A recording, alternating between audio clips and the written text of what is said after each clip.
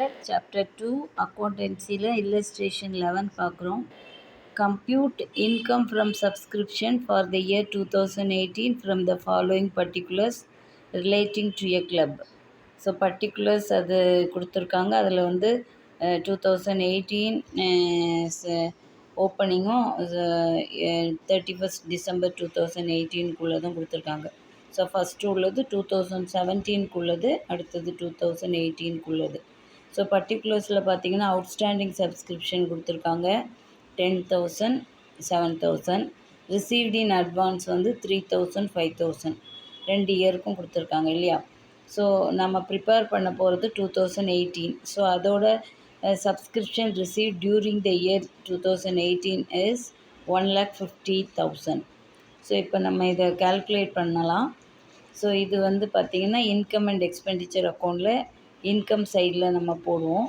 First பார்த்திங்கன்னா current year subscription received எவ்வளோ அப்படின்னு பார்த்தீங்கன்னா 1,50,000.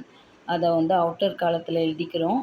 ஸோ இதோட எதெல்லாம் ஆட் பண்ணணும் அப்படின்னு பார்த்தீங்கன்னா அந்த கரண்ட் இயருக்கு உள்ள அவுட்ஸ்டாண்டிங்கும் கரண்ட் இயருக்கு உள்ளதை அட்வான்ஸாக வாங்கியிருக்கிற ரிசீவ்ட் இன் அட்வான்ஸையும் நம்ம ஆட் பண்ணுவோம்.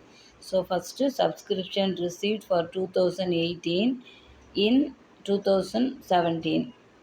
ஸோ எவ்வளோ அமௌண்ட் கொடுத்துருக்காங்க, ரிசீவ்ட் இன் அட்வான்ஸாக 3,000 வாங்கியிருக்கோம். 2017 18 அமௌண்ட்டு. அதே மாதிரி சப்ஸ்கிரிப்ஷன் அவுட்ஸ்டாண்டிங் இருக்குது 2018 அது எவ்வளோ அப்படின்னு பார்த்தீங்கன்னா 7,000. ஸோ டோட்டலாக 10,000 வந்து நம்ம கரண்ட் இயர் சப்ஸ்கிரிப்ஷனோட ஆட் பண்ண வேண்டியிருக்கு. ஸோ ஆட் பண்ணால் நமக்கு 1,60,000 வருது.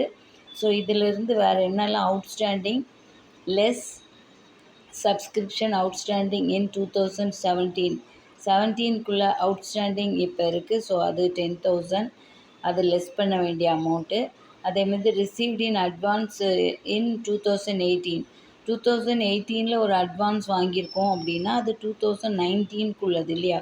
ஸோ அதையும் நம்ம லெஸ் பண்ண வேண்டியிருக்கு. ஸோ டோட்டலாக 15,000 லெஸ் பண்ணும்போது 1,60,000ல் 15,000 லெஸ் பண்ணால் நமக்கு 1,45,000 வருது. இதுதான் இந்த இன்கம் தான் சப்ஸ்கிரிப்ஷனாக 2018 நமக்கு கிடைக்கும். ஓகேவா? தேங்க்யூ.